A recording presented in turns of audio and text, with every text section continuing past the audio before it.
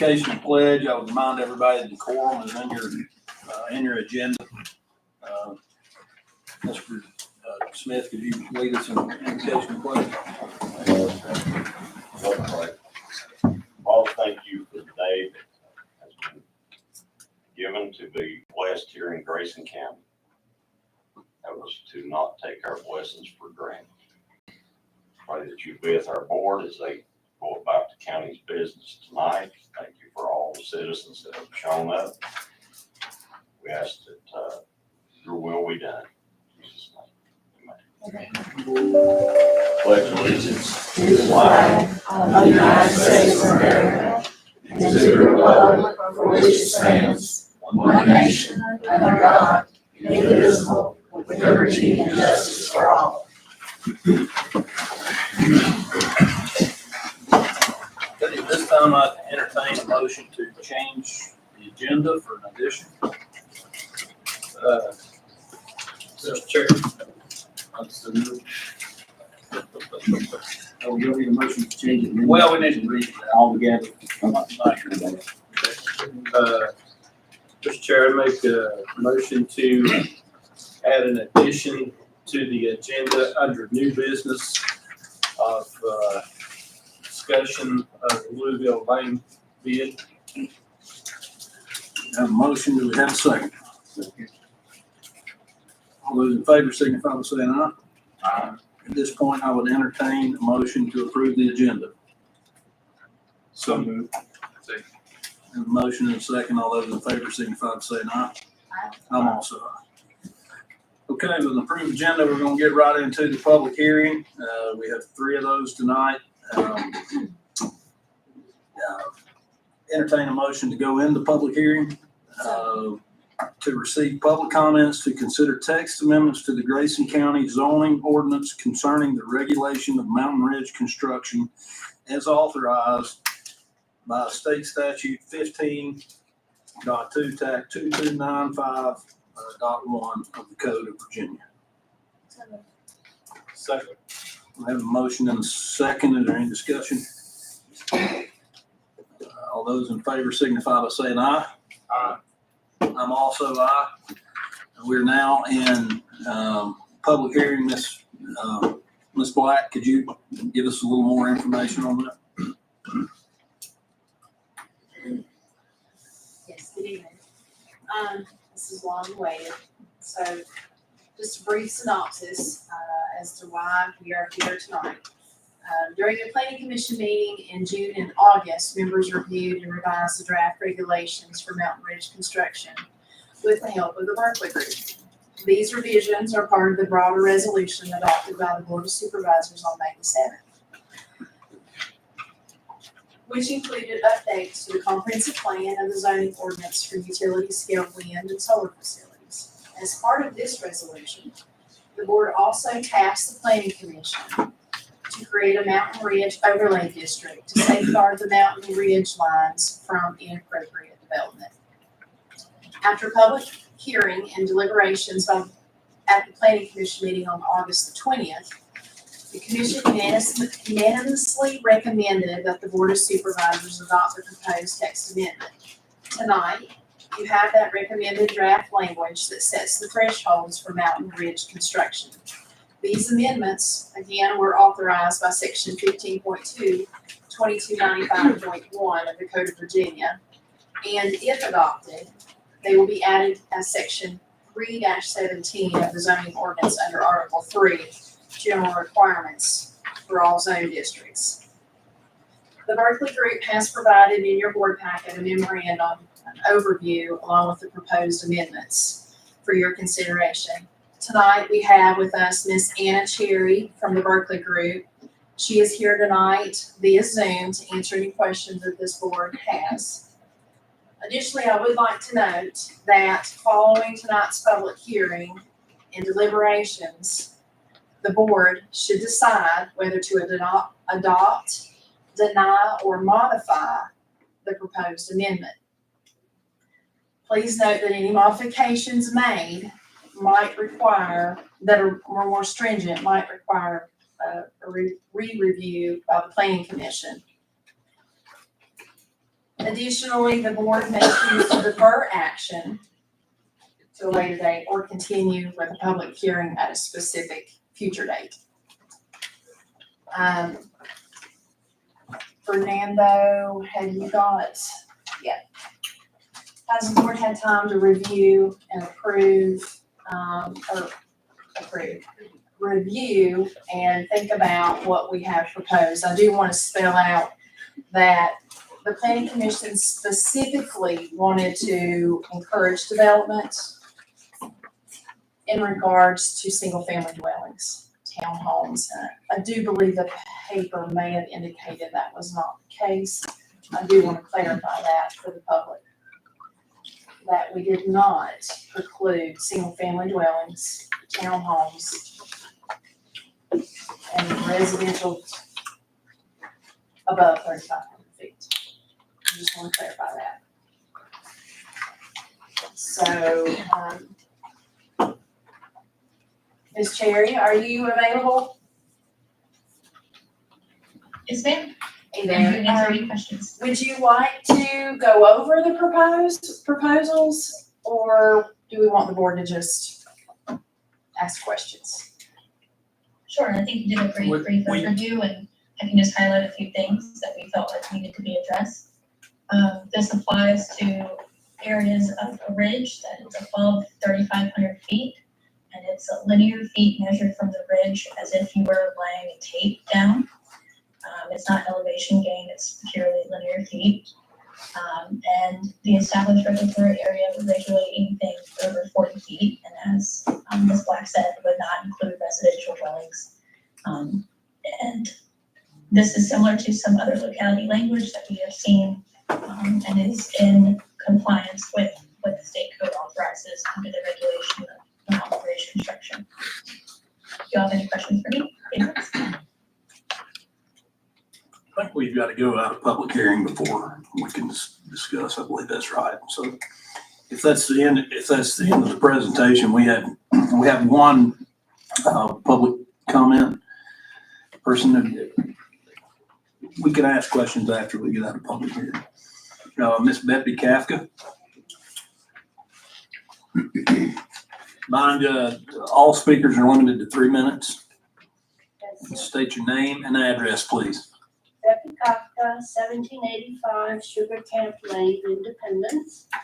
And they've done a great job, just awesome. We really appreciate all that work. And I talked to the planning commission, and they said that what I said might be something to think about, so I thought I'd bring it to you. I have one word: density. Like, we don't want to look up and see 100 houses on a ridge top. And Ms. Black said that the normal zoning laws would take care of that, because they have to have 30 feet access to a roadway and all that. But I'm just throwing it out for something for y'all to think about. Now's the time if you want to control that. Thank you. Thank you very much. We have no other. I know there were several clipboards out there. If anybody in the crowd meant to put their name down to speak on this, we can certainly have them now if you want to. Okay. This time I entertain a motion to go out of closed session. To go out of public hearing. So moved. We have a motion, second. All those in favor signify by saying aye. Anybody have any questions for Ms. Black? I'd just like to know, cell towers, communication towers, that stuff's not included. It's just for the public. It's included in the language. The language definitely allows for that.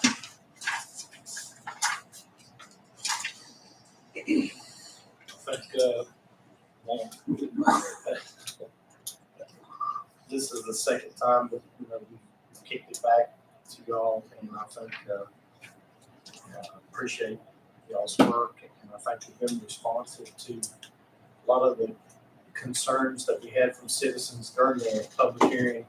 I think they've been addressed, and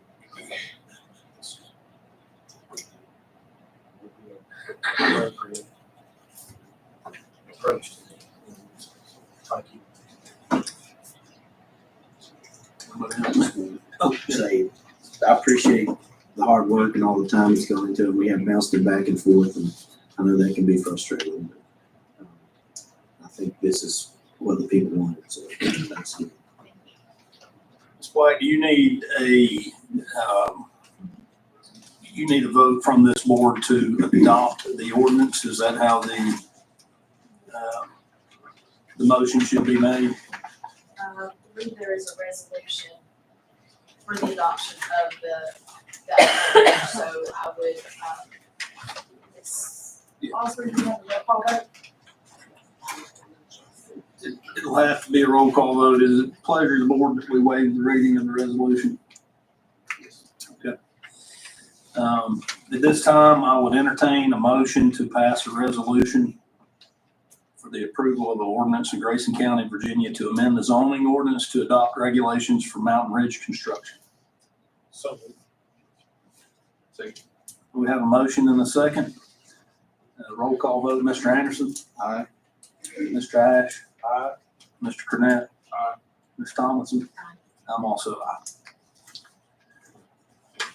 Let me get back to it. Is there any further action you need from us, Ms. White? No, sir. Thank you all Okay, very much. thank you. At this time, I would entertain a motion to go into a public hearing to receive public comments on the proposed changes to the Grayson County fee schedule for the solid waste disposal and collection.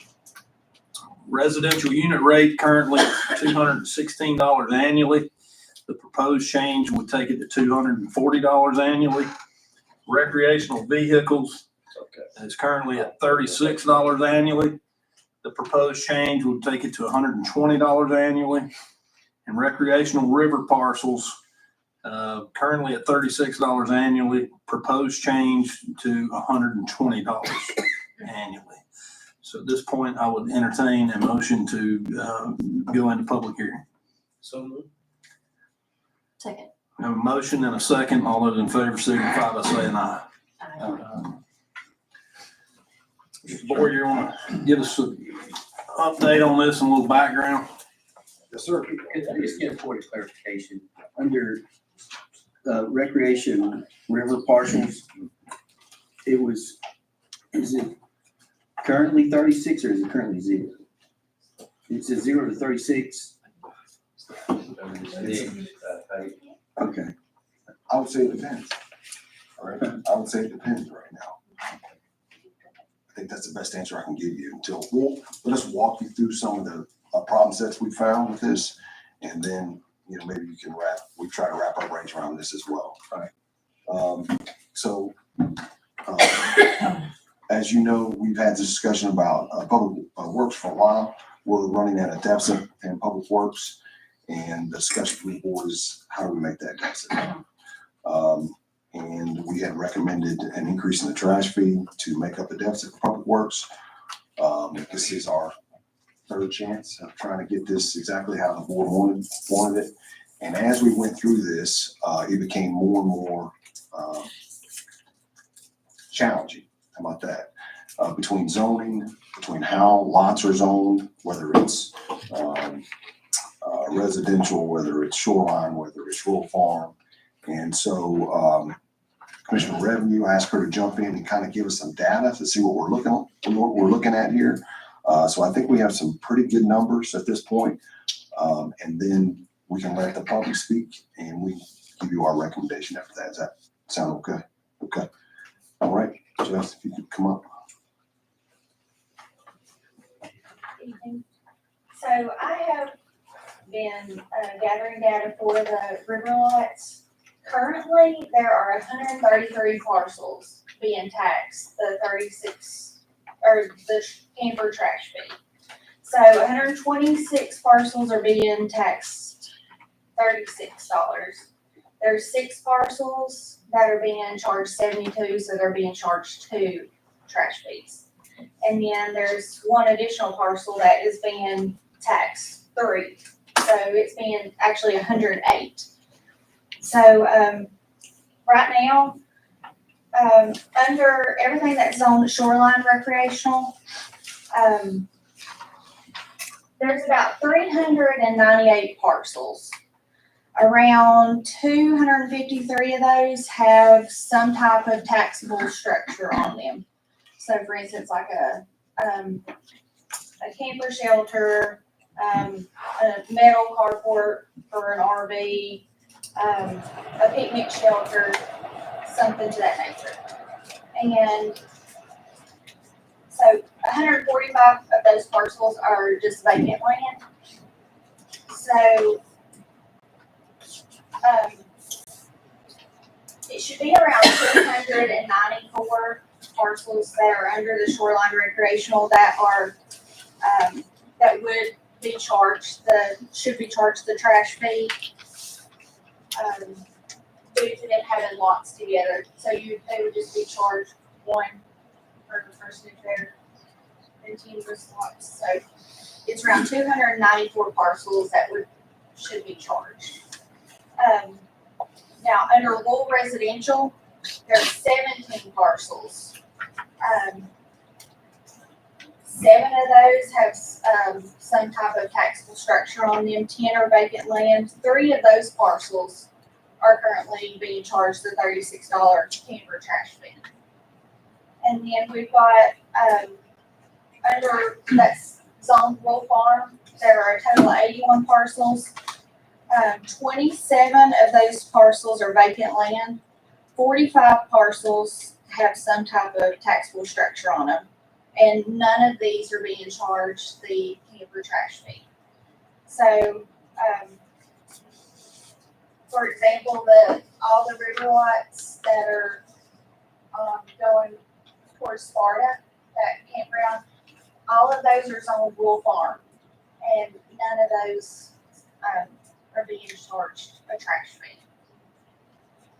So, two of those that are going to Sparta, 2 of those are actually zoned commercial.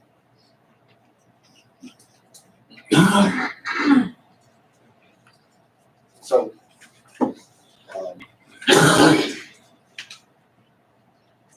if we're talking about making the deficit up for public works, if we can move forward with adopting the recreational river parcels in the language that we're going to have to change in the ordinance, you're only talking, I think we did the data, you're only talking about about $25,000 difference in revenue.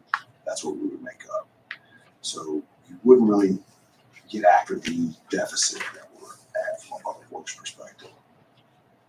If you increase the trash fee, which we talked about before, we're talking about roughly 7,000 residences. That's $20. You're talking about $140,000 right there. There's your delta you're talking about. It's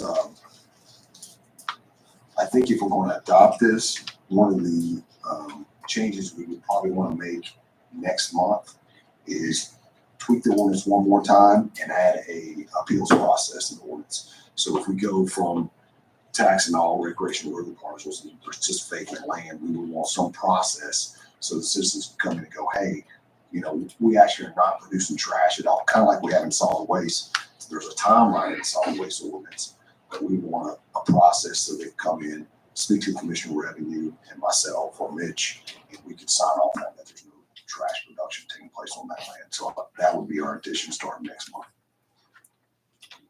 So currently, Okay. oh, I'm sorry. We'll come out. So we can come out before we finish with the commission? Or can we, that's what some, We can call it back. We can call it back. okay.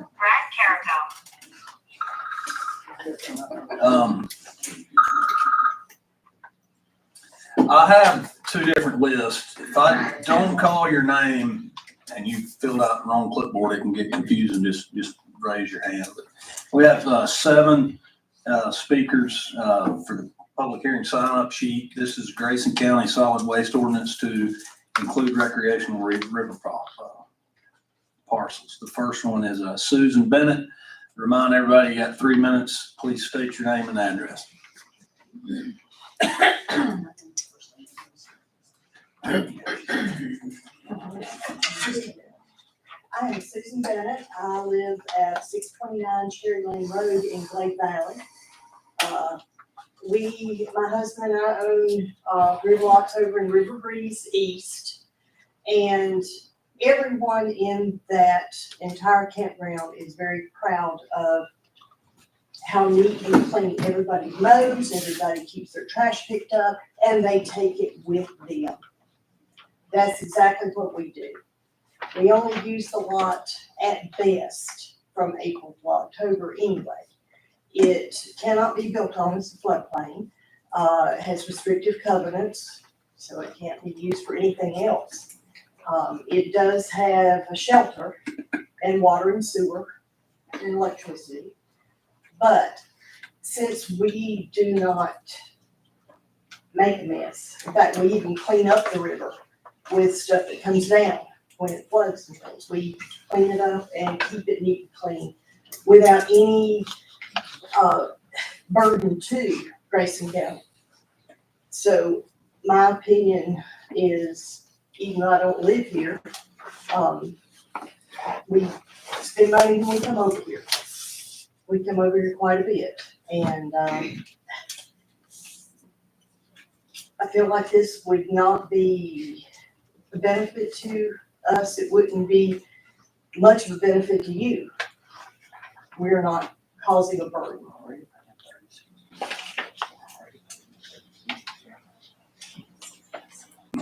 Thank you very much. Thank you. Dwayne, Catherine, sorry about that. Dwayne Patton, 103 Windsor Drive, Galax, Virginia. And I also own River Road at River Breeze East, and we only use it like Saturday and Sundays. We have to take our trash with us because the trash truck in that area only runs on Thursday. So, we're not gonna pile our trash at the road and let it sit there from Sunday till Thursday. And we're already paying the $36, and we don't even use the trash pickup because, like I say, it's only a weekend getaway, and we're not there on trash day. So by rights, I don't think we should even be charged $36 because we don't use the trash pickup. So like Ms. Bennett said, everybody down there is only there on the weekends. Nobody's there during the week. A lot of times we're the only ones there on the weekends because we live so close. But like I say, there's no trash ever put up the road for Grayson County to pick up from our river lots. So, we're being charged $36 now, which, in my opinion, we shouldn't be charged anything because we don't produce trash. So, I don't see, like he said, the river lots are not going to produce that much revenue for you anyway. So, anyway, that's my opinion. Thank you. Just as a quick note to remind everybody, we're not allowed to interact with you when it's public comment. So we're not trying to glaze you over, but we're not allowed to interact with you. You get 3 minutes to speak, and we're not allowed to talk to you. So I just have a quick question. can't do that. Sorry. Well, I just want to know my name's on the right list. I must have. I'm going to give everybody an opportunity. I'll even call off this other one if. Okay, thank you. Lloyd Jones.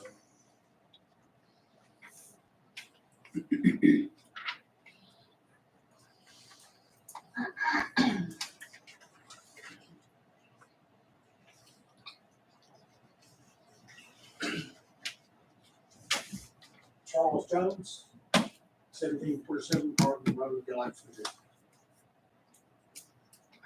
I fully don't understand what you're trying to do. I mean, I've owned a lot for 40 years. I've always, any trash I had to took home. And if they charge this, are we gonna have trash pickup? And dumpster up the road wouldn't work because I clear out the trash at my church. We have a dumpster and they have tires, they have all kinds of stuff for that. So that's not good. And we can't set it out without some kind of thing. I just don't see no use for it. was talking about having a deficit. What are you doing to reduce the cost? Instead of adding more. I don't think it's fair. I've never used it. No, I just don't think it's fair to add.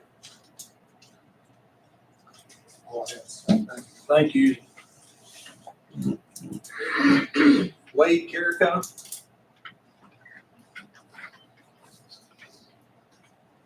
Jericho, 122 Good Ridge Road, Hillsville. And I own a lot down on Riverview East. And like these other people, we've never used the garbage collection. We take it home with us, we don't care that much. And I think this room wouldn't have held everybody to come if they all knew about it. I only found out about it when someone else told me that they saw it in the Gaylock's Gazette. You would think that if you're going up on people's taxes, you would send them some kind of notification so they know and they could be present to speak up about it. And I wouldn't have known if somebody I went to church with hadn't told me about it. And I just don't understand that, for one thing. But, like these same people, I've never used it. I know there's some down in our area that does. And I know for a while there, when people was putting it out, and when they did, the animals would get in it and scatter it everywhere. And if we did that, if everybody did that, we'd probably be getting letters from you folks telling us we need to clean up our mess. That's the reason we didn't put it out in the first place, for that reason. I know that Grayson County has to have taxes. I pay my taxes on my lot. And I pay my garbage fee of $36. But ours went up like 300 and some %. That's a pretty good increase. You ever went up on anybody 300 some % before on their taxes? You went up on the residential like $20 some. On us, you went up from 36 to 120. That's a lot. I mean, if it'd been $10 or something, I probably wouldn't have thought nothing about it when they didn't pay. Or you got something against people that owns property on the river? Does this gentleman work with the garbage collection? Are you part of that? Or I heard you speaking before something about it. Does anybody here know how much garbage they pick up on the river down here? Is it little, a lot? That's just my opinion. I thank you for listening. That's all I got to say. Thank you. Thank you, Mr. Carrico. Sue Carrico? No, I wasn't. I'm with her. Yeah, I must have signed them. Phyllis Petty? I defer to my husband. Okay. Danny Petty? Yes.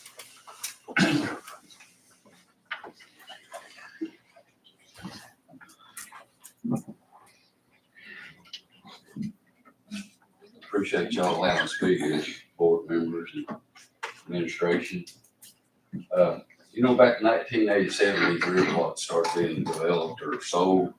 We had to take our sewer with us, take them somewhere to the city or town Independence or home and dump it. Then they said we had to have sewer. Well, we didn't have electricity, so we couldn't get it. We got it. And some of us got wells and things, which is good, improvements. I guess a couple of questions here I have. You got recreational vehicles, 36 annual, and river parcels, 36. If you got a recreational, you got a camper plus the lot, is that $72? Or what is it? Somebody explain that to me. We can't. We can try to address it after we go out of public hearing. I'm sorry. $36. Anyway, you know, I understand you need money in taxes, but what about Elk Creek, other streams, Fox? If somebody's camping there and got it, are they gonna have to do the same as we are doing? Have you even thought of that? You gonna sit in with collection bill?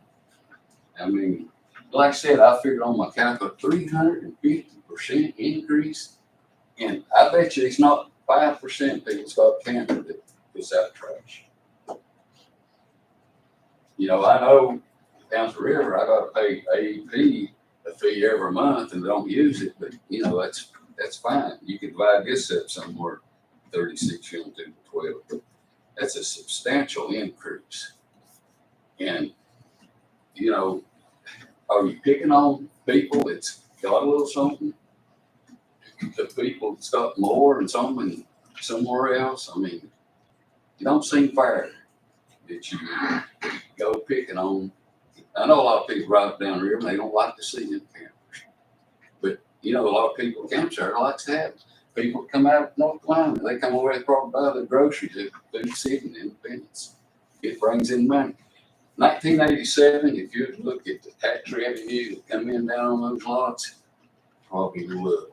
Look how much tax revenue you're getting off those lots. If it was still in just a bottom, they used to have mudslings maybe down there. Maybe there's trees on there. I mean, you're taking in quite a bit of tax revenue anyway. And then to get us with an increase like this for trash, I'm like, wait, you know, if you had 36 or maybe $10 more, I wouldn't be here. But 350%, I think it's ridiculous. I'd like you to highly consider some other way. If it needs extra money, go up a little bit. I'm a Grayson County resident. Go up on my home taxes bill. Everybody else pays the fair share. Don't pick on just recreational lot owners. Thank you very much. Thank you, Mr. Pettit.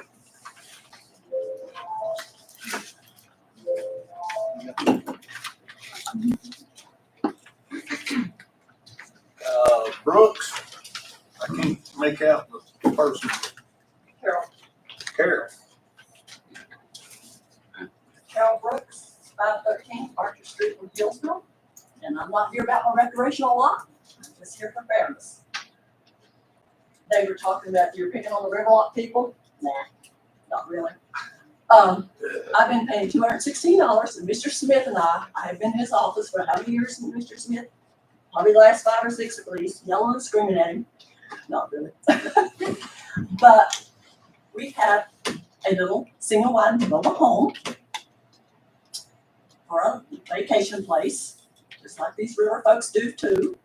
We've been paying $216. Never have used the garbage, not one time. Paying our $216. Paying the $216 is actually more than our taxes is, which is absolutely ridiculous. Go up on the taxes, don't call me a river, don't call me a trash fee and keep the taxes low. It's fee's fee, so it doesn't matter which it is. We paid that for how many years? And in 2020, we paid 3 times $216, or that's what we got a bill for. I did go to Mr. Smith at the time, and he gave us one of them because we had another little house that was not livable at the time. We've never rented our property. Luckily, we have sold that one, so we don't have that one anymore. But we're still paying we're going to be paying the $240 for something we don't use as well, because now we live in Hillsville. We'll come up and stay a couple of nights a month because our insurance company says we have to keep the insurance intact. And Mr. Smith, I think, told me one time it's because we had electricity. Well, so does all the folks on the river. And I know I'm not going to be very good terms with all the river folks. I'm not against them. But I can say I passed my river being east and west. There's always a bunch of trash out there. You pass it one. I'm not saying who puts it out. I mean, I'm not saying any of these folks in the room are, but somebody is. There's a big square box out there. It's always piled sky high on Thursday morning. I just flipped the house in Independence, so I was up here every single day, so I know there was trash out there. And you go to 112 Beaverstone, and there's usually no more than 2 little bitty bags with 3 residents on this road. And I think one of them has multiple people in the house, and the other one has 2. But you don't see any trash from my side of it. So I object. I'm all willing to pay the $120 that they're paying on the river, or the $0 they were paying before, because I was told by a county official that they were paying $25 when I was trying to get mine reduced before, and I was paying $216. And I'm not trying to beat up on the river lots. I'm glad that they have their campers. But you can drive down there anytime. There's multiple campers Thank on every lot. So, I mean, Thank you. Dennis Hines, or Dennis Hines?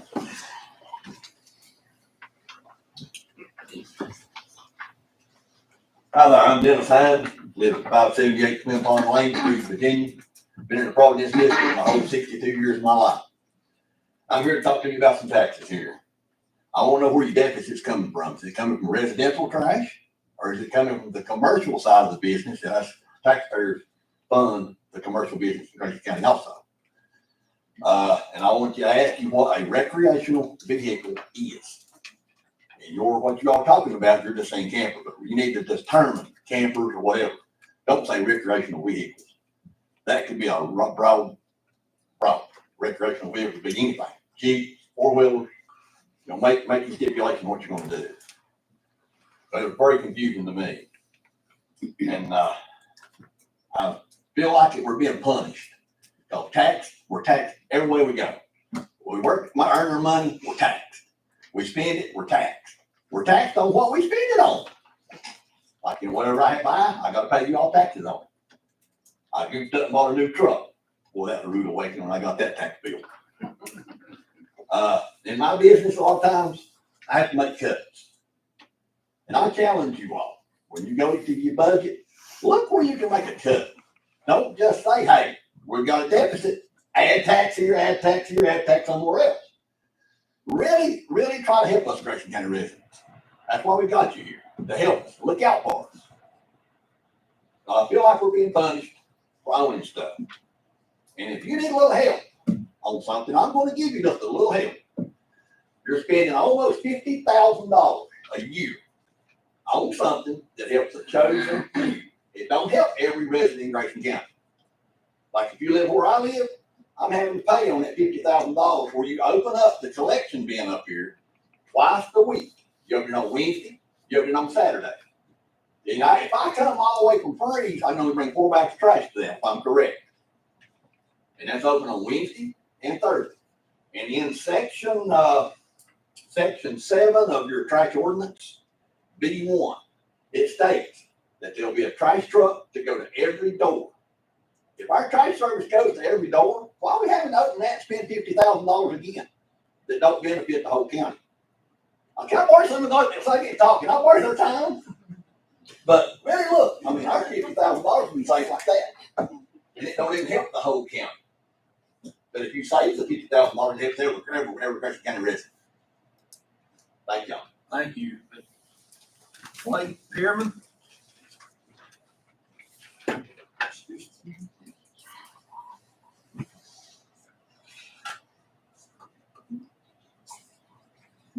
I'm Blake Kerman from Cascade, Virginia. A few miles down the road, I have a riverfront lot down in River Breeze East. I've had it since the 1900s. I was Freeze Wildcat.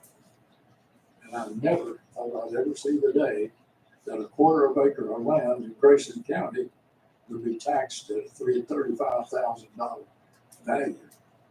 But it is, and that's good. But most of the people that have spoken have already made the comments that I would make, with the exception of the fact that I realize there's some parcels that does have trash pickup. Our parcel doesn't. We have a dead-end road. If you were to tax us, are you going to send a trash truck down a dead-end road to pick up our trash? Or are we going to have to pick it up, take it up and put it up on the road on Sunday evening when we get ready to leave and let the animals spread it out? And then the county's got more expense because somebody's got to go by there and pick that trash up. I live in Pennsylvania County. I was over in Henry County and stopped, got something to eat. On the way home down Highway 58, I stopped at the trash pickup, took a little bag of trash and started to throw it in the hopper. The guy said, wait a minute, you can't do that. I said, why not? He said, because you don't live in Henry County. He said, this is for Henry County residents only. You're from Pennsylvania County. I said, okay, I'll put it back in the truck. I'll go back up the road. I'll roll my window down. I'll throw it out on the road. And the people from Henry County can pay for somebody to come pick it up. He said, give me the bag. But that's sort of like we're in a situation now that where I come up here for a weekend, haven't been lately, but I used to quite a bit. When I get ready to go home, my trash goes in my vehicle. The only trash that don't go in my vehicle is paper. And I got a stump down there that I've been burning that paper on for years, and the stump is still there. But that's not the solution to the problem. But I do feel that we are being taxed unfairly. And I do feel like as not residents, but as, I guess you could say, temporary residents, that we're being taxed unfairly. Thank you for your attention. Thank you. Is there anybody that wanted to speak that didn't get their name on the clipboard? Okay, at this time, I'll entertain a motion to come out of public hearing. So moved. Have a motion and a second. All those in favor signify by saying aye. Aye. And we'll start. I had a question. Yeah. So am I to understand that there's not currently a process to apply with the commissioner's office to waive a fee? There's not. So we could work on, There is for residential. but not for.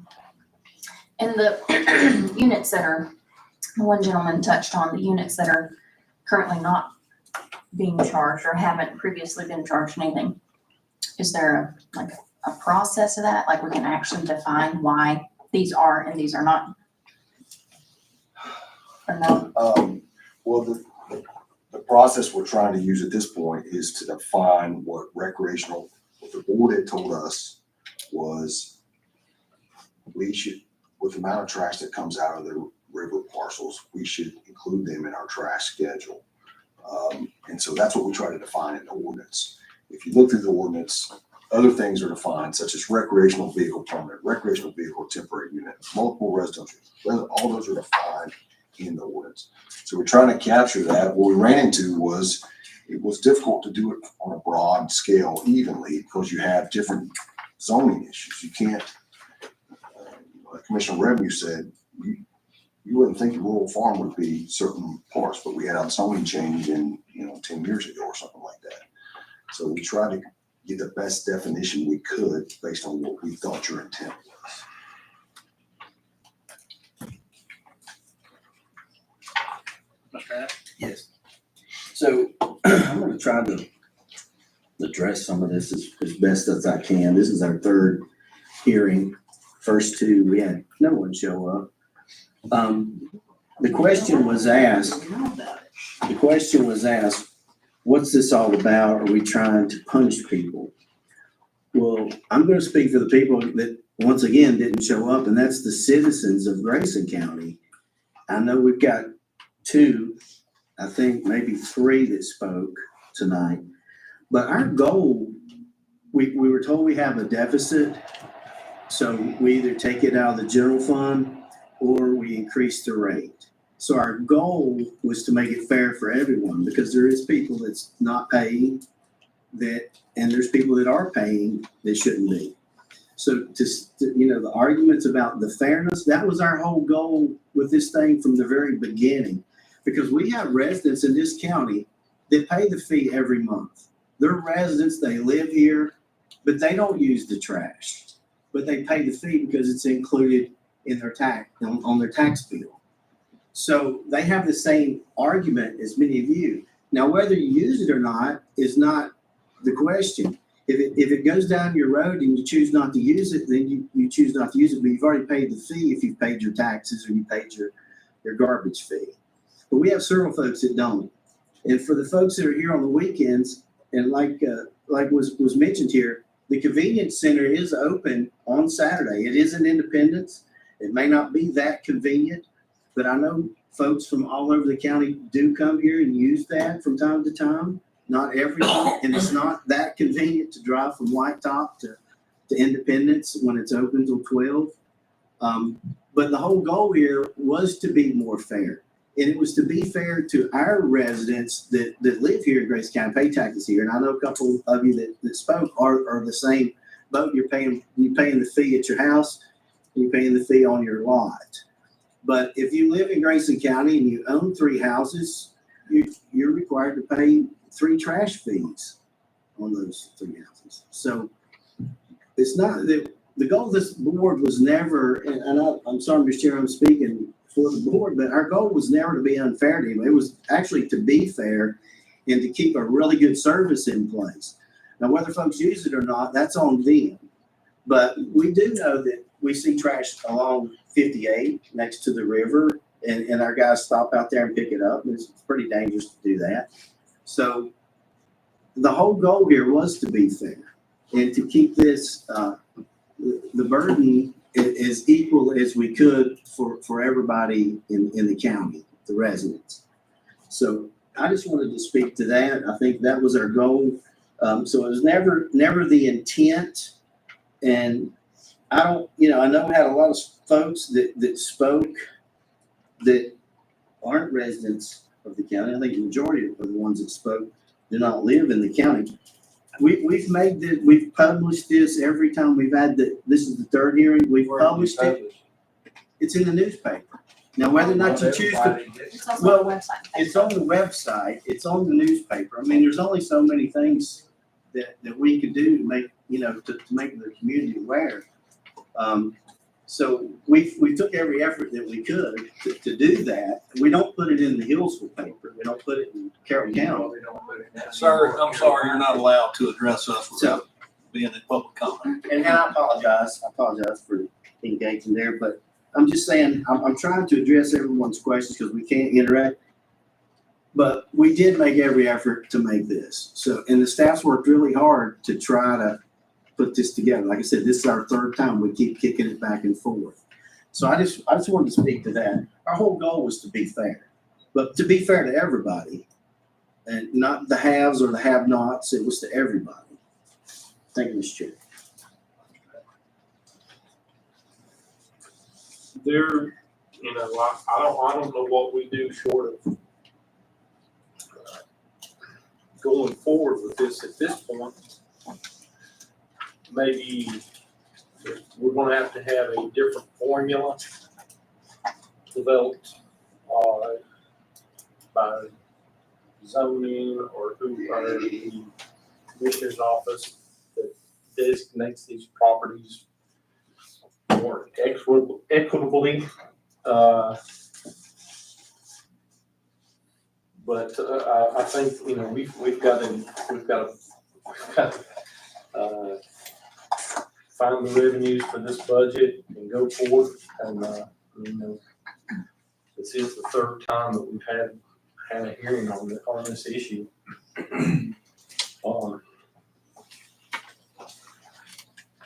To be fair across the board, I think the proposal that we got's about the only way we got until we get a better definition on those properties.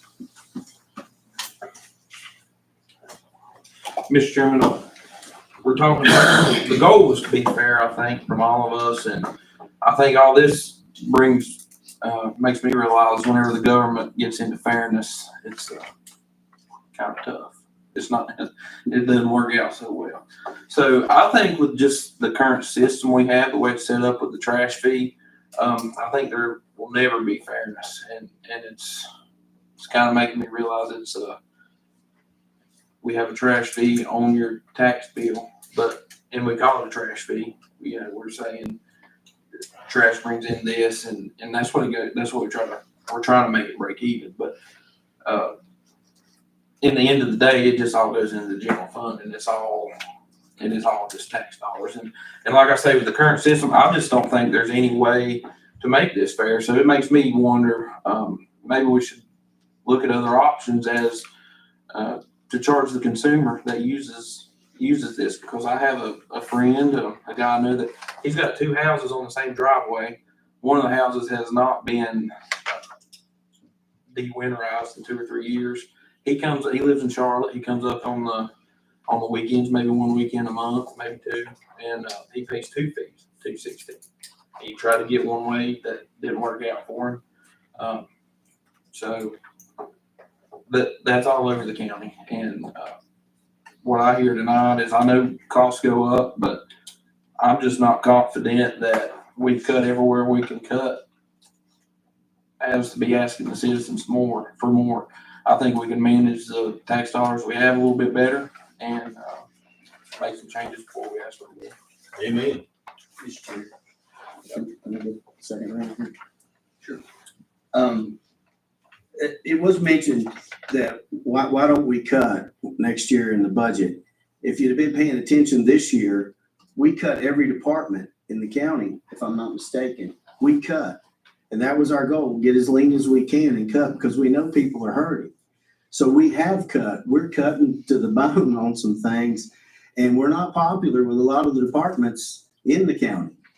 And as a result of that, and I hope next year that we can make some more cuts. But and of course, it's not a win-win, because you take a beating on that too. But we've tried to be as frugal. We've got a new administration, and I want to commend them because they worked hard. They didn't come in to make friends with everybody in the county. They came in to do the pleasure of the board, and it was the pleasure of the board to be efficient.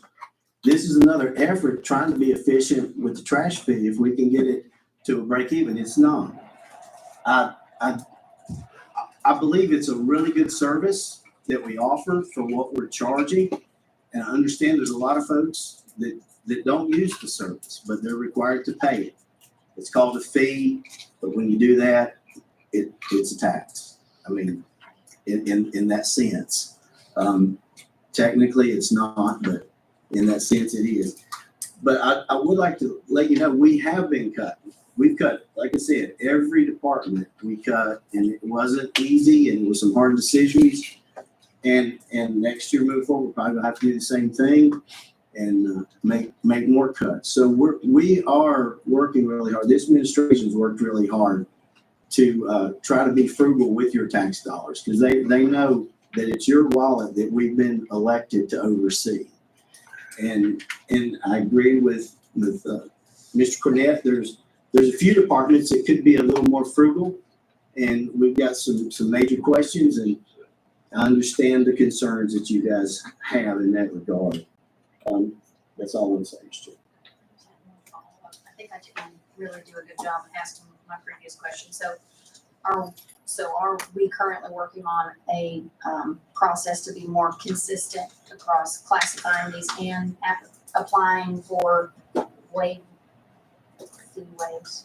Are we currently working on, I think our recommendation would be to work, just you talking about a waiver process, or currently on the zoning issue? Well, waiver process and then classifying, rural farm, it says 81 parcels and 9 are questionable. And then we just heard that the camper sites towards Sparta aren't charged anything. That's not fair to the ones that are. Sure.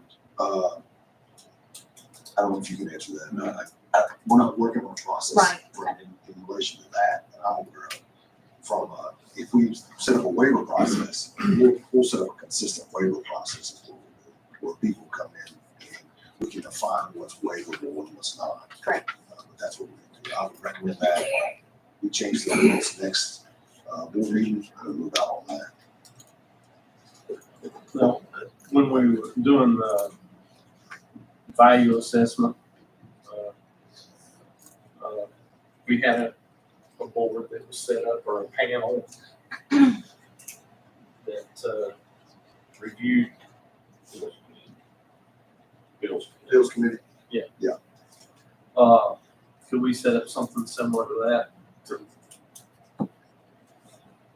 Can we be as fair with that as we are the residents? Because the residents now that own property that they're not using, they have to wait 3 years to get a waiver.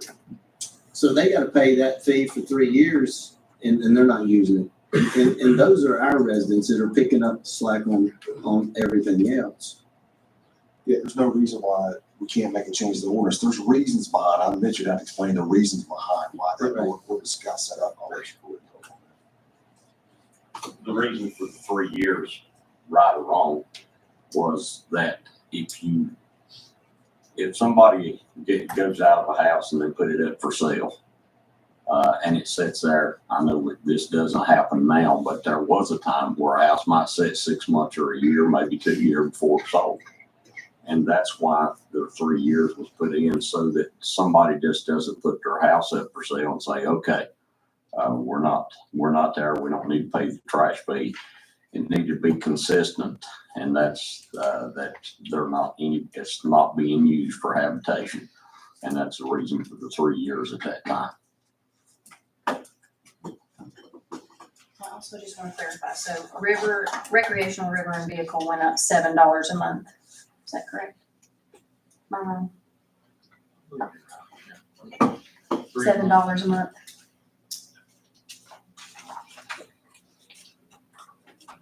Hang on. Recreational vehicle? I was- I'm sorry. Recreational river. Recreational vehicle, recreational river parcels, currently 36 up to 120. There's, I think, Commissioner Revenue, she kind of went through those numbers. That she went over. There's 133 parcels that are billed for the fee at this point. 126 of those are 36, 6 or 72 ones went away. And they all went up to 120 annually. So that is $83 more a year, divided by 12 months is $7 a month. That's good. And then for residential, it went up $24 a year, so $2 a month. $2. I've had this discussion with several residents, whether it's, kosher or not. Everything's gone up. Everything's ridiculously expensive, for residents, for business owners, for businesses. And, we walk into a gas station, buy a cheeseburger, a pack of chips and a drink, and walk out with $10. And some people do that every day. I'm just asking, we're all trying to be frugal, really. We are. We're trying to help the county and save money. And, I personally, as a couple of business owner, pay a ridiculous amount of money as well. I don't have a recreational river lot, and we are sorry. It's not something we want to do. It's just, I guess we're asking cut back on $7 a month in something. And for residential, if you can just budget, I guess. I'm sorry. Anything else? Yeah, go ahead. One more thing, just a little bit more of an explanation is, I know we're not voting yet, but another thing is, one department in particular in the counties went over budget. In the last 3 years, the information I've been given, around $350,000 is what was approved in the last 3 years. And we're paying $50,000 to over $50,000, I believe it is, to an airport in Carroll County. That, I don't know how many plane owners we have that use it, but I would say not many. And the trash center was mentioned. I'm not going one way or another on that right now, but I just don't feel that is right. Once again, to ask the citizens to pay more whenever we've been trying to get some answers for the last 3 or 4 months on some overspending on budgets, and we've got nothing. Not on the administration. They're doing a good job. They've got us the information that they could get us. But until we can hold everybody accountable and keep everybody on track, I don't think we need to be asking the citizens for more. So that's just a little more of an explanation. Mr. Chair, I know you're gonna close this out, but I just wanted to point out, there's something else getting lost in all this too. We have one of the cleanest counties around because we do provide a good service. And I think that gets lost in the mix. And I know, some of the non-residents, they probably appreciate that when they come and visit on the weekend or whatever. And I was just gonna ask Madam Commissioner, is there such a thing as a non-resident tax? Is that not something that's, or would you know if that's when it comes to like different tax, because our citizens are paying personal property, they're paying, property tax, they're paying trash fee, the whole deal. And at the end of the day, we have very limited budget to work with compared to most counties. That's why you folks are coming here, because it's so beautiful and you love our river. And we've got volunteers, and we support them on this board, getting tires and stuff out of that river and trash out of that river every year. We appreciate those folks that do that. But we do have a beautiful county, and we try to keep it that way. I'm done, Mr. Chair. Mr. Board. Yeah, just as a reminder, we had a discussion with Public Works here before, and we had multiple people come in and just rave about how frugal and how well our Public Works does. I'll give you an example here recently. We bought a baler 15 years ago for $3,500 for recycling. $3,500 for a baler. We used it for 15 years. 15 years, and we sold it for $5,000 recently because the parts are so old and so dated, we can no longer use the equipment. If you look at our vehicles, our trucks, we don't buy anything new. Everything's used, dated. We fix it ourselves. We beat it up ourselves. People call about trash that's been put out every day somewhere in the county. We call Public Works, and they go get it where it's at. Certainly we have bear issues. We've got all kinds of issues with animals. I think that we get a really good service. It's not cheap. There's nothing cheap about service. We can study different models in the future if we want to go to convenience centers. They are not cheap either. We talked about this from a Floyd perspective, what Floyd does, what Withrow does, what it costs. As you know, the site in Carroll, the solid waste site in Carroll, we just had to build a new cell in Carroll. That was $5 million, $6 million. We're part of that cell. And if we go to a private contractor like a GFL, if we look at that, it's not going to be cheaper. They will not provide it. I'm not saying we don't do it. I'm just telling you that it'll be a different problem set for us. And if the board decides tonight not to do this, we'll make decisions, and from there we'll provide options. But I think we get the people that work in Public Works break their backs to serve the citizens of this county. I'll tell you that right now. What I'll say is we lowered taxes last year. We cut every department this year. We're running on a lean budget. The school system has $1 million, a budget that is $1 million more than this county's is. And we're trying to provide all of these services. We looked at doing private contractors. You're going to pay $60 a month. We're paying $20 a month for one of the most efficient departments that we have. It is a user fee. It's one of the only ones that our goal was never to, if you don't use the trash system, let's figure out how you don't have to pay for it.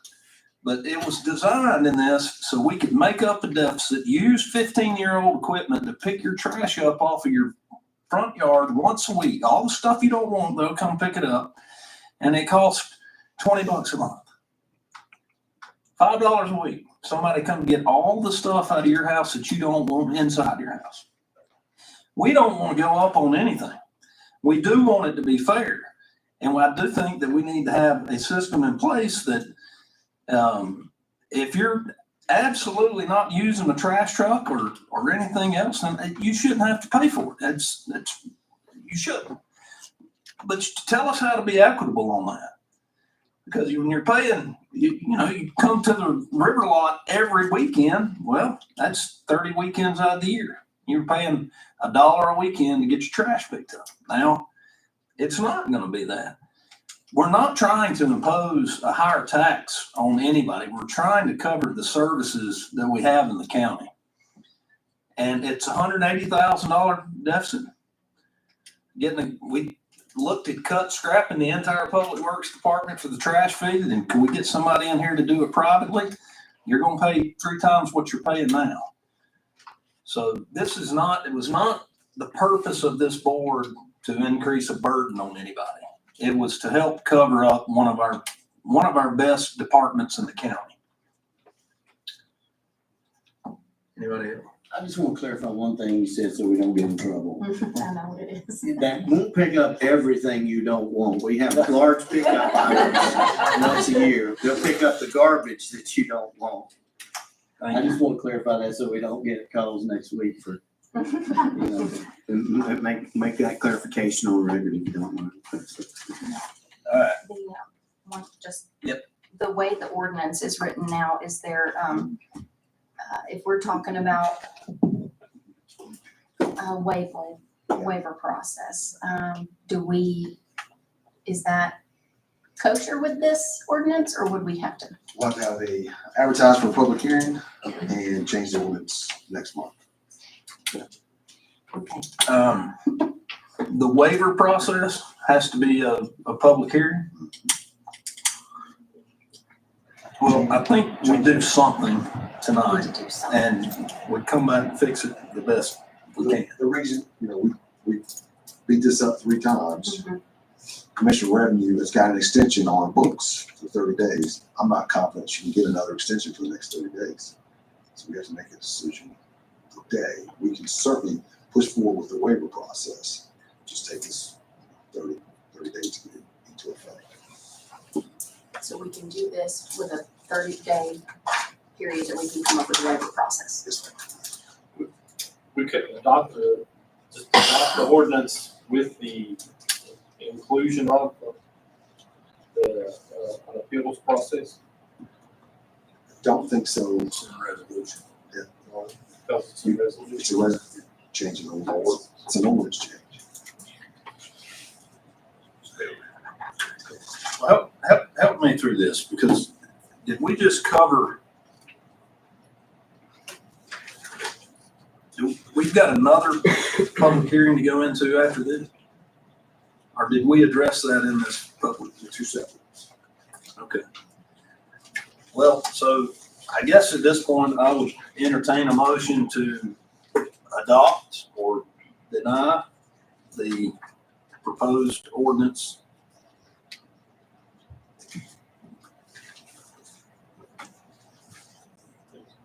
No, what's the next? You have 2 actions you can take. One is to adopt the ordinance. Well, I'm sorry, the first action you have to take is to adopt the fee schedule for solid waste ordinance collection. That's the first action you have to take. That's number 7. Second action, you have to open as a public hearing to change the ordinance. Adopt the language that we implemented for the recreational river parcels. Define the definition for the recreational river parcels as defined. So 2 actions you're going to, yeah. Section is that. Number 8 is the definition. Well, we haven't went into public hearing on that yet, so we'll do a public hearing on that. Unless you want to go into public hearing on the definition for recreational river parcel first. We need to, You'll need action on. we need action on this before we can go in. Unless we want to go into public hearing and then tackle both of them. Are they both resolutions? Let's finish this one up, Mr. Ford. So once again, I'll accept this time I'd accept accept the motion. An ordinance of Grayson County, Virginia, solid waste disposal and collection ordinance, County of Grayson. No, we're on the fee schedule, number 7 right now. So you go to fee schedule first. Okay.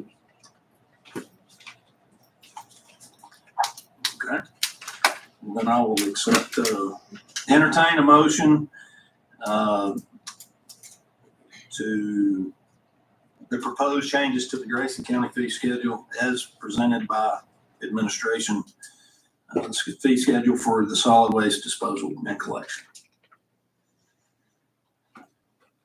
So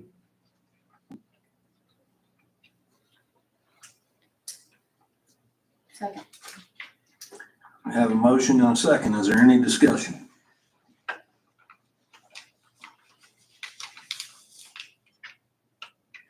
think I pretty much said all.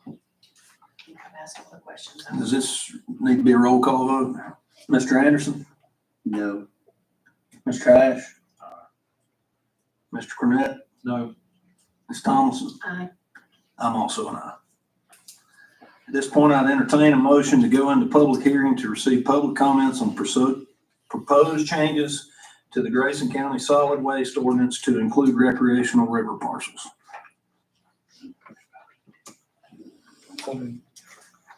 Second.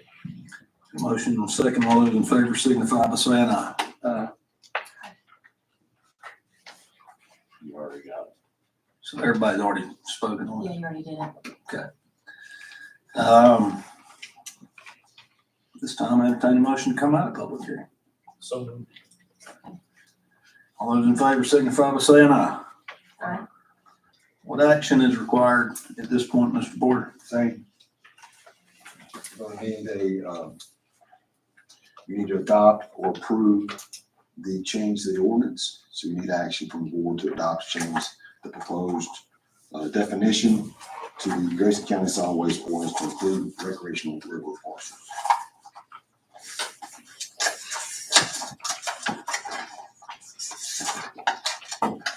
And that would be, the only definitions would be N and N, O, and P on our, It's number 8. If you see the definitions, the final. Find out. You don't have it. Well, it doesn't. yeah, it's, Grayson County Solid Waste Ordinance to include record, which is a specific tract of land adjacent to or including a river that is primarily designated or used for recreational purpose. This term includes any parcel having river frontage that is not considered residential or any existing shoreline recreation zone district, or any parcels created for river uses to include existing and future parcels. Contiguous parcels with one owner will be counted as one parcel for solid waste collection purposes.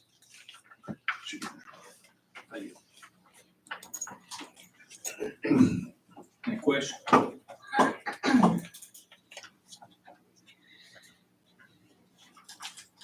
All right. Is the motion to adopt the, Language change and change the ordinance. okay, I'll entertain a motion to adopt the language change to include recreational river parcels.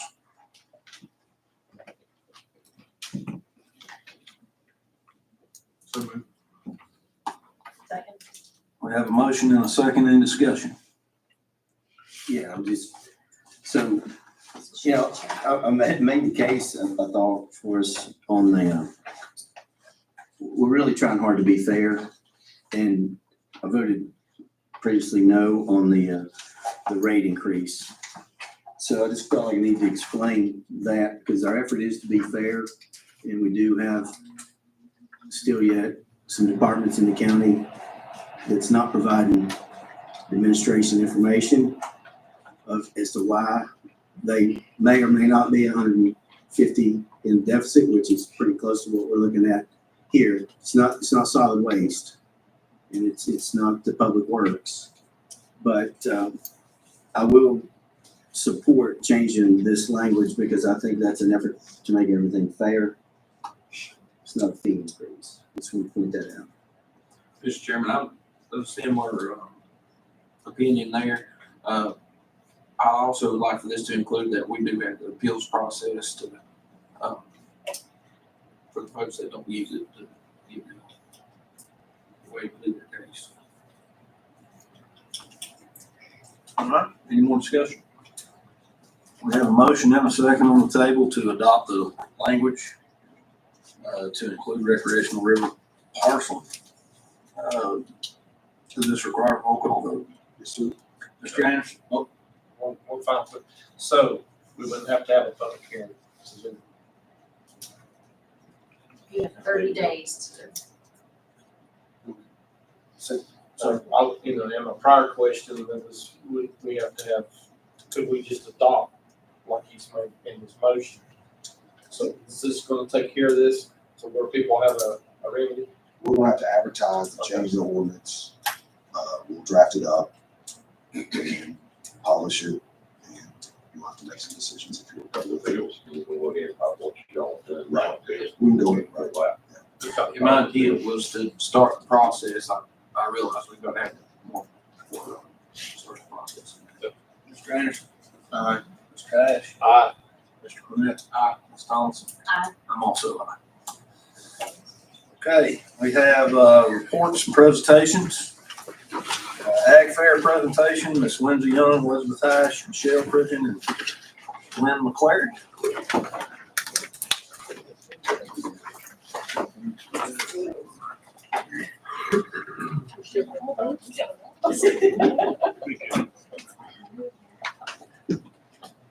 Everybody off.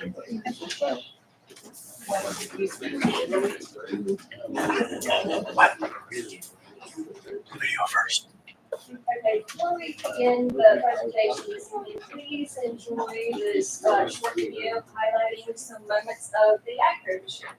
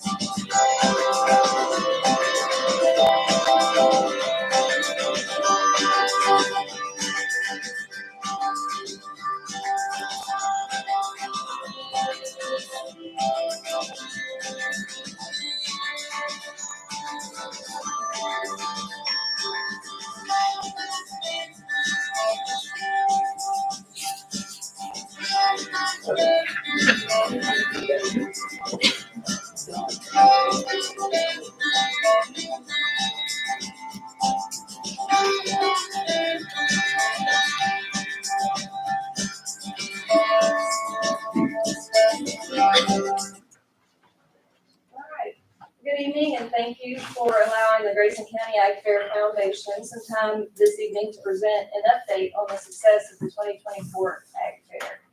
I have Lynn McClary, Michelle Pridgeon, and Elizabeth Hash with me this evening. They will each be presenting on behalf of the foundation. But before they begin, I would like to start off by reporting some key economic impact data resulting from the fair. Can we go to the next slide? At the fair, they had 13 commercial vendors that participated and set up. Of those vendors, 6 were selling products or services and reported sales of over $3,000. This included one nonprofit that was raising funds to support an animal rescue. There were also 8 nonprofit vendors who reported successful outreach and networking opportunities, some of which included, they had 8 new people sign up for some beekeeping classes, because we know our bees are important. We had 6 sign up for water testing through Virginia Tech. They distributed 80 foot kits, and over 20 new gun safes were distributed, so I think that's pretty good. There was successful community outreach and networking building opportunities for all of those vendors. Additionally, we had 9 food vendors who were set up selling a variety of concessions throughout the fair. We had 3 of those vendors reported back to us that they had sales revenues at $2,700, and 4 of those vendors actually sold out of product. All the vendors were thankful for the opportunity to market their business and make new community connections. I would now like to ask Ms. Lynn McClary to come give a brief report on the success of the Grayson County Ag Fair at the Virginia Association of Fairs Conference. too late to hold it up. Not yet, not yet. I had the honor and privilege of representing the Grayson County Fair at the Virginia Association Fair's annual convention last January in Williamsburg, Virginia. This was the first time our county fair was represented at this event. And since we were a new member of the state association, there was a lot to learn. And as an aside, I would like to say I was able to give a whole lot of geography lessons to fellow Virginians on the location of Grayson County. Luckily, I had taught fourth grade for many years, so that wasn't hard for me to do. The convention definitely provided many learning opportunities, experiences, and networking with people involved with fairs across Virginia. Even though we were new to this experience, we entered several categories in the division dedicated to small fairs, not really knowing exactly what to expect. It was quite an eye-opening experience to understand that. We get there at night, we go in a room, set our stuff up, and you go out, and you know what they're going to do with it. They're going to judge it. However, to our surprise and delight, Grayson County Ag Fair won 5 ribbons. And that's what I have. We won a white ribbon for our promotional. We won a white for our logo. We won a brochure, a red ribbon for our brochure. We won a red ribbon for our newspaper ad in color. And we won a blue ribbon for our Facebook page. It was such a gratifying experience, and I was really happy to go in and represent our county. So thank you for letting me share that with you. Thank you for going. Thank you. I'm Michelle Pridgeon. I'm in charge of the actual exhibits that are at the fair. So that's all the canned goods, vegetables, artwork, all of that stuff. We estimated attendance at 1,600 people this year, which is a new ginormous record for us. We were tickled. We had 342 fair entries, 96 participants, 37 of those were youth. The number of the people who actually entered the fair was down by like 3, but the exhibits that they brought was up substantially. So the folks who did enter brought more stuff.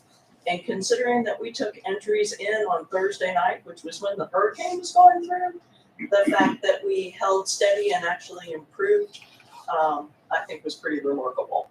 So all in all, we were really tickled with that aspect of the fair. Thank you, Elizabeth, do the financial stuff. Save the money personally. So I'm Elizabeth. I've been with a member of the fair committee since 2018. I've been treasurer since 2021. So this year we had the most sponsors and vendors than we ever had. We had 45 sponsors and 21 vendors. Last year we created a new tiered sponsorship system where we had gold, silver, bronze, and Friends of the Fair levels, which really helped incentivize people to give money to the fair because they got different incentives for the level of money that they gave. So that's worked really well for us, and we plan to continue doing that. As far as sponsorship dollars, we had about $11,725 from community sponsorship. The county was gracious enough to give us $6,000, and then we've got several in-kind donations that are non-monetary. We're estimating this to be about $7,500, but that's very hard to determine because it's all very in-kind and relative. But of these, that includes free facility, time, payroll, preparation of the space, and free use of the toilets, plus their cleaning from Bottomley Enterprises. That gives us 7 days of using the building and probably about 80-ish hours of their employees' time. So it's hard to put a number on that. All the children's activities are donated by Grayson Highland Farms. All of our volunteer hours, which they're up there. So volunteer hours are up there. 921, 92 total volunteers, 2,221 hours. Yeah, so that, obviously those are all free real ones. Well, majority of us are not getting paid for that. So you can see there, 1,200 of those came from paid county employees. So about 1,000 of those hours are coming from complete volunteers. So anyway, there's a lot of in-kind donations. So a total total donations from the fair was right around $25,000 this year, which we're so grateful for all the businesses and individuals who sponsored the fair this year. And we hope to continue to have their support for many years to come. Expenses this year, by the time that we did this report, was about $13,000 for this past year's fair. We're still waiting on some numbers to come in from that, but that's pretty close. Most of our expenses have gone out. So obviously our goal is to continue on with the fair. We'd love to grow it as much as we can under the conditions that we have. So we are requesting county sponsorship to stay the same as it was last year at $6,000, which is no increase for the 2025 year. And we appreciate all that you all do for us. Bradley, thank you for being in the Duncan booth. Thank you for all the support that you guys give, obviously monetary, but just helping and spreading the word in the community. It's always great. So thank you. Request to fill the Duncan booth up a few days earlier this time. We'll see. Oh, maybe. I've only got one complaint. There's no pictures of when I saw Thank you. the Warrior. Thank you, Steve, also for being the Duncan booth. That's our Thank you. photographer's problem. We didn't, apparently Steve paid him not to take the Thank y'all for all that you do for Grayson. Thank you very much. Good job. Thank you. Okay, everybody good? All right, we're gonna take just a 3-4 minute break real quick. Thank you for Yeah, no problem. Fernando, you come soon sometime. You gonna be in tomorrow? I'm gonna be. I'm gonna be here tomorrow too. All right, I'll make sure to make my rounds. I promise. So we're in Southern Software. So they're based out of Southern Pines. Essentially, they do a bunch of programs at the sheriff's office for mobile, for CAD, maps, like stuff like that. So where I've worked with them, I kind of had a good end. I got the offer, and I couldn't turn it down. Thank you. Yeah, when you come see Tracy. Yeah. you Come see me. All right. Yeah, I'll come by. Trust. Bring my, just to see, request is great, but if you're curious.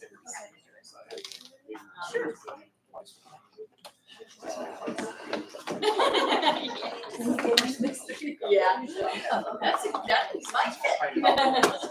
Hey, good job. Read it. Yeah. We'll try that, I guess, next week.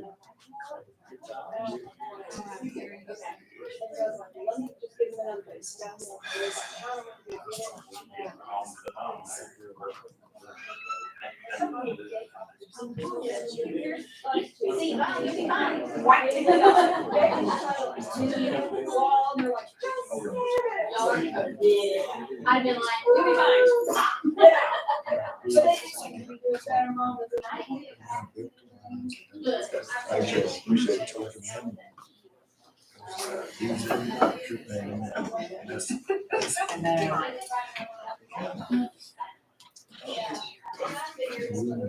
See you tomorrow, right? Yeah, I'll be here. Say we're together.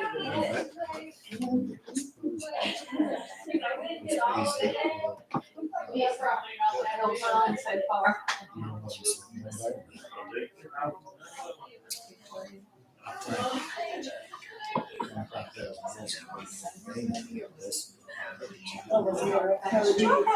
Thing at the hall. We did. You didn't post any pictures so we could send the kids. I was saying to me, so when we had the declaration, we had holiday, we've been trying to get fits done for a grant that we got that we had to get done.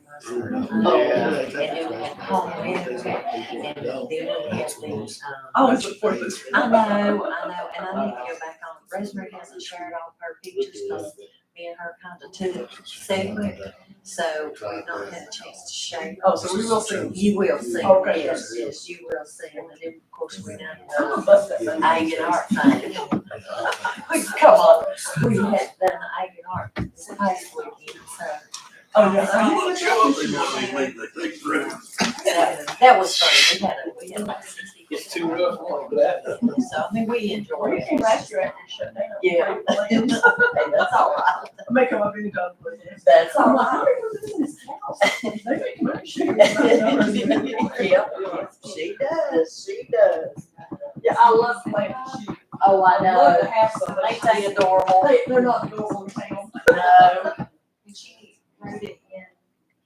I said, well. We just have to play with the deal. Yes, that's right. She wrote in capital letters. Well, I thought it was pretty funny. You have your cute shoes on. Oh, thank you. I love it. I am for these shoes out. Well, they go with everything. Well, I told you. I love them. Especially your fall colors. They are so incredibly. Well, the thing, I thought we were doing. you work on the roof, but things have changed. That's what work, but they are so cute. And they look comfortable. More They are information. very comfortable. That's where my. I'm with you, Billy. You see what I'm talking about? Rogers. Good to meet you, Cal. You're what, that Rogers? It came in at a bad time. My Davis. She's also with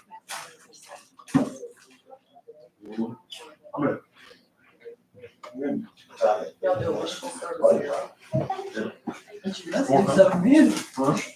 Every time I turn around, there's a new building. There you go. That's what I'm. We have, lots, just trying to It do is all still- continuum of services. Very good. So, right now, we have That's what I'm from saying, we're good. intervention all the way through to geriatric. Well, I mean, That was where I was. all the time, and then you hear those over down like, so it's not just city to city. I saw Weber, and I was like, oh, there's another building over there. But I guess we got all that. Yeah, well, then- Yeah, we got there. North Carolina. We put it in Carol favor. And that was such a disaster. I was being.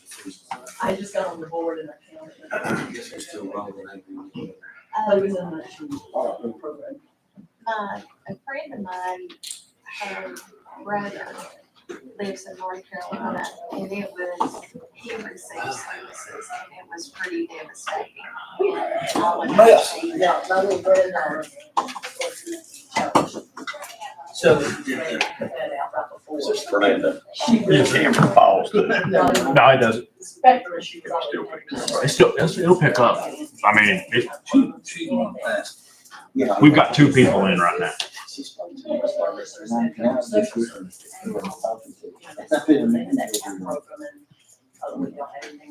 I'll bring the- But just get in. My sister's a principal at Thomasville Middle School, What's her name? Shay Cullet. And We moved in 2022. okay. And, didn't really know a lot of. Lauren, hey, nice to meet you. I'm Tracy. Yeah. So you send out the wellness? Oh, the food. No, that's not you, you send the wellness note. But I did, yeah, for when I was like. Okay. Yeah. So you give us. Oh. Well, I recognize. Have you ever been curious about our services? Feel free to talk at us and see what we can do. Well, our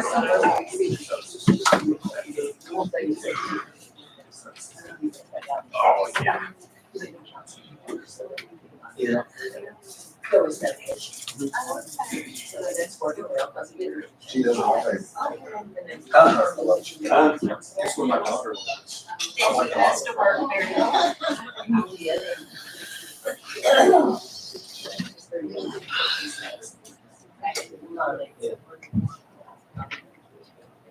Good to see you.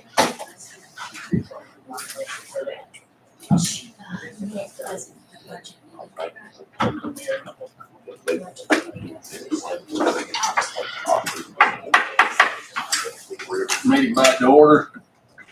Keep going down the agenda. Flatridge Community Center, Mr. Board. Yes, sir. Board of Supervisors asked us, to look at gifting Flatridge Community Center and a possible tax exemption. I sent you an email just to recap.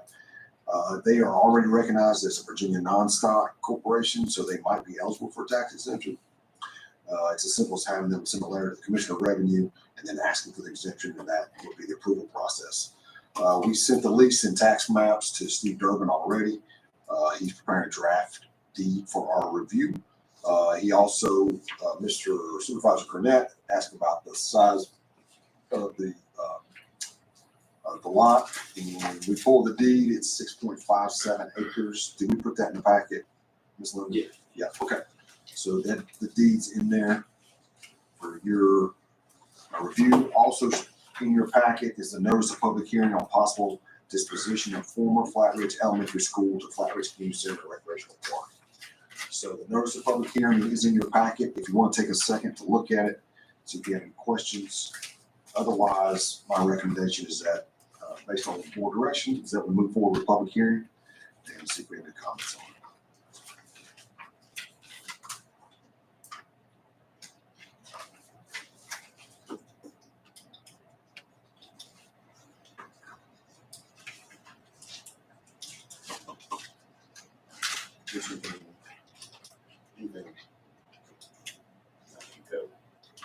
Brad, you got anything to add? No, am I just missing the notice of public hearing? I see the lease for the Goodwill Grange, but either way, yeah, I'm good with it. Yeah, I'm good with it. That require an action that I just need the board to say, hey, we want you to continue forward with moving to the public hearing, and we'll go ahead and make that effect next board meeting. You had a motion? I don't think it's required. Yeah, you don't need a motion on that. Yeah. You're giving direction, I'm good. Just want to make sure we're looking at this. Keep pushing it. Okay. forward. I think it's the consensus of the board that we want Flatridge to have that, community to have that. We'll go ahead and advertise them. Grant Computer Center lease, it's in our packet. We're just reviewing it, I guess. Yes, sir. Same terms of $1 a year. Basically same terms, $1 for the next 5 years. And there's no real changes in the terms. They're actually, I don't know if you've been up there lately, they're doing a good job of keeping the Grange up. There's some, they've got some electrical challenges. We're trying to help them with some of their electrical challenges right now. But they've gotten a few donations from folks up there, and they got a good service. And the Grange is, if you've read about the history of Granges, if you haven't read about the history of Granges, it's kind of interesting. I would take a few minutes to read some of the history of the Granges. There's not a whole lot left. And they put some energy and effort into it. And I've had some opportunities to go up there and speak, and usually you'll have 50 or 60 people come up there. And so we're also, just so you know, they have that computer center up there. We're working with Wellspring right now to update that computer center from a grant perspective. And so hopefully we'll get some money to do that as well. This requires the county entering into a contract, so I'm gonna make sure you get a vote on this. This time I'd entertain a motion to accept the lease terms, to renew the lease terms with Goodwill Grange. Got a motion and a second, any discussion? All those, do you need a roll call? No. All those in favor signify by saying aye. Aye. I'm also aye. Okay.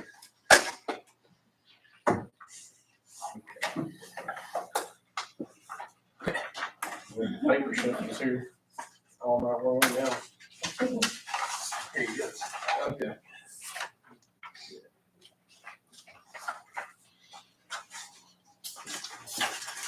This time I'd entertain a motion to,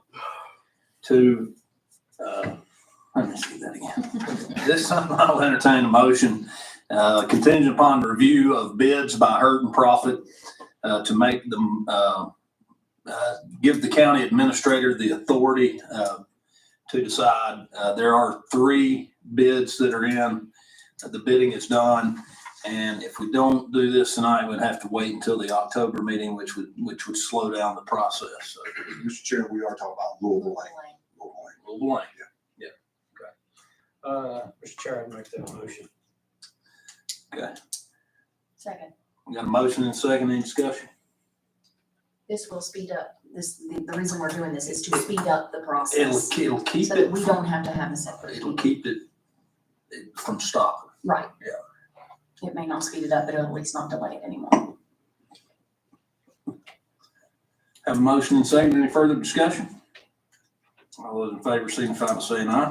Aye. Informational items are included in our packets. Mr. Smith, do we have any public comment? Mr. Chair, I do have a short update for you on the county administrator's report, if that's okay. Oh, okay. Did I skip you? Yeah, you did. Sorry, sorry. I'll make it quick though, okay? At the last board meeting, the board said, hey, we need you to go kind of research childcare, what that looks like. And so spent I had a few visits. So I visited 3 different facilities for childcare. I talked to the owners. I talked to talked to owners of houses who own multiple facilities and someone who owns a large center. And they were all interested in childcare in Virginia. If you don't know about childcare, the facilities and the staff are well regulated, and there's a lot of oversight with them. Education wise, from a facility perspective, there's pretty strict requirements. You have to have 35 feet per kid indoors, 75 feet per kid outdoors. So there's not going to be a lot of houses we can grab, build out, and then do something with. We would have to take some, it would take some thought to do something like that. The state subsidizes childcare right now at a pretty high level. And I had the levels of support. One of the things I found though is that there's only a certain number of families that would get that subsidized support. I'll give you an example. Right now, if you wanted to place a child at Little Tykes, 1-year-old, it's going to cost a regular family $752 a month. If you're at Fairview Baptist Church, it's $120 a week for 3 days, or $516 a month. If you're at Fairview Baptist Church, it's $600 a month. So there's it's not cheap. The subsidies really help.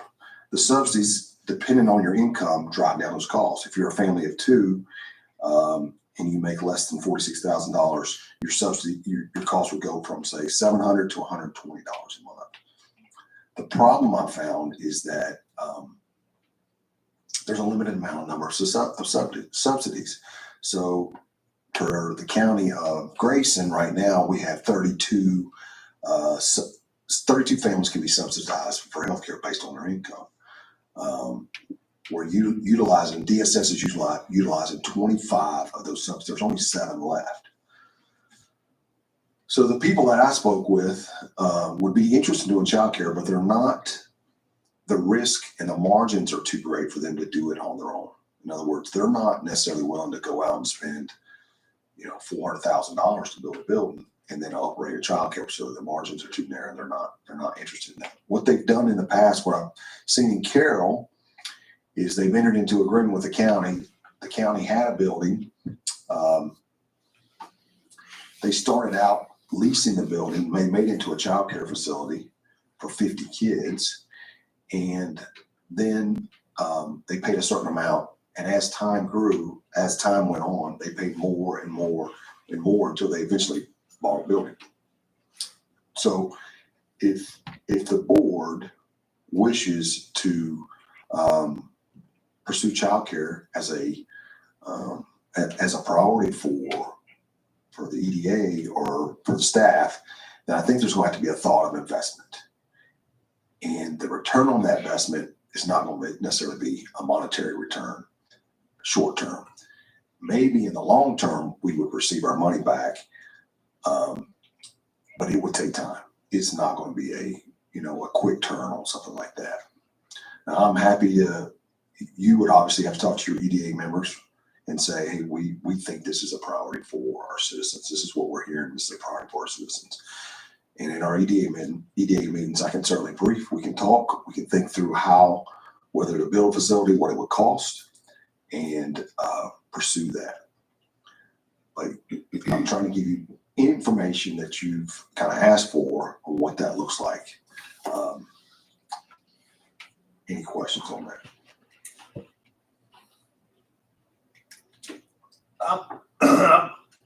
I would personally like to see the EDA take this on. Just to not stop the discussion right now. I believe it's a service that is sorely lacking in Grayson County. I don't know about building a building, and I mean, that's not enough information, I think, for anybody on the board to say yes or no on, but I think it's a worthy service that needs looking into. Is there, just, I know we're not there yet. Sure. Is it a building that could be like a multi-use facility, or are we looking at?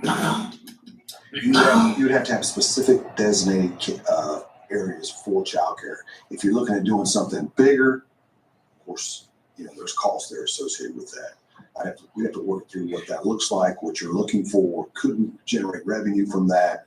I think that's where you're going. What we did to help a little bit was I worked with Tom. I'm working with Tom right now to file 2 grants to help with the planning of this and to help with kind of the survey of this. Because I don't really know what families need. In other words, I don't know what they're willing to pay for childcare right now. And so the more data we can get on this, I think the better decision we can make. You had tasked us with doing something. I didn't want you to. What would it cost us to send out a survey? Well, I talked to the superintendent. I asked him if we could send one through the teachers, through the children. And he said he would do it for, obviously nothing. We can just have to develop survey questions. That's a great idea. Yeah, I perceive it to be a need in the county, but I agree. I don't think we need to be making this decision based off my perception. I don't either. I mean, I think we base it off data. That's what I'm not saying your perception. I'm saying I mean, we all think this. We all hear this. And when I go to Carroll and they have a full building of 50 and have a waiting list of 25, and United Way has used all their subsidies for Gax and Carroll, but they still have subsidies for Grayson. I think there's a need. I don't know what that range of need is, and I don't know what the affordability looks like for our citizens. If you can get citizens down to, a reasonable cost based on subsidies, I think that's a no-brainer. If you can't, that's a different thought in my brain. Does that make sense? Yeah. From my perspective, not that it matters, but I'll share it anyway. I'm getting ready to be a grandpa. We're facing this issue, with the little Friday when he gets here. Congratulations. Thank you. I'm pretty excited about that. So from that perspective, it's a real challenge, and I understand that. From the county's perspective, I think we need to have a calculated, limited involvement in what we do. It's like we don't need to get in the business. And then as far as the EDA, I'd like to have a clear mission of what are they creating jobs and revenue, or because I know we throw a lot at them too.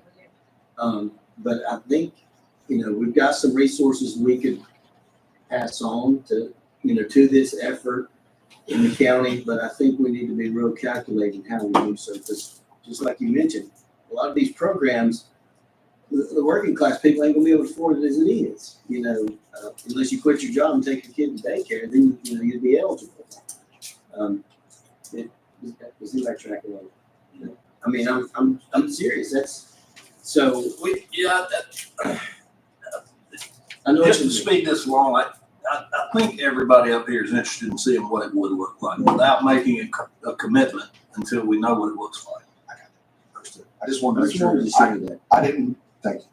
I just don't want you to think that we're not taking action on what you told us to do. We're trying to research it, trying to understand the issue, because there's just dynamics that I don't know that we clearly understand. We don't understand, trying to understand subsidies, income limits to that, what it's going to cost to have a building, would somebody even be interested, what their margins are, how, there's going to be a bunch of things. So it's going to take us a little time to work through this. Well, and I think at the last meeting we talked about just somebody needs to take the lead on it. And we just don't know who that is right now. It looks like it's you, but I don't know that that's.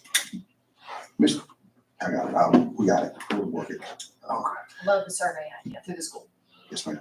He's willing to do that. That's fine. I think that Mr. Anderson mentioned something that would be helpful as well. This is just a little bit off time, but it would be helpful for, if you haven't discussed what you think the priorities are for the EDA, for you to discuss that with your, the members that you put on there. I think they're searching for the priority as well. I've certainly talked to them, several of them about this. They're all in if this is what the board so chooses. But they're looking for direction from you as well. So if you're communicating to them, say, hey, we would really like you guys to explore this and work with staff. Or if it's not this, if it's more blighted housing or business related, you know, communicate that to them. I think they'd appreciate that. Fair enough? Is that all for your report? Yes, sir. All right. Any registered speakers or any public comment? Mr. Chairman, I think all of them thought that they signed up, but it's real a lot. Okay.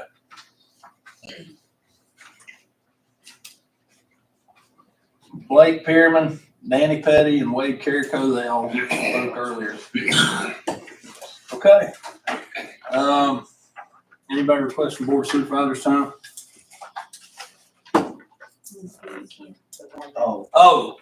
We did have 2 emails sent to us.